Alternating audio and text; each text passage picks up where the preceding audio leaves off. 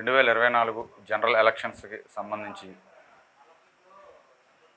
మా పశ్చిమ గోదావరి జిల్లా SP madam గారైనటువంటి Srimathi doctor Ajitha Vejendla IPS madam గారి ఆదేశాల మేరకు అడిషనల్ ఎస్పీ వి భీమారావు గారు, పశ్చిమ గోదావరి జిల్లా అడ్మిన్ అడిషనల్ ఎస్పీ గారు పర్యవేక్షణలో ఈ యొక్క ఫ్లాగ్ మార్చ్ అనేది ఈరోజు ఆచంట కాన్స్టిట్యున్సీ పెనుగొండ మండలం వడరి గ్రామంలో చేయడం జరిగింది.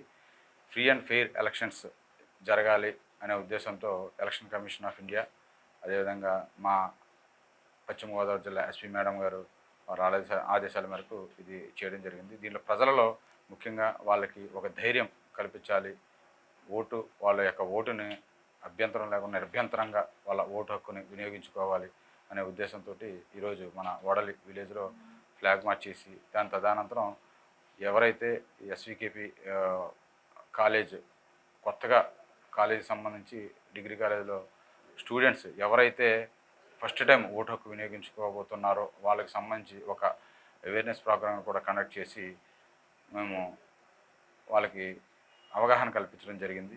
Thank you.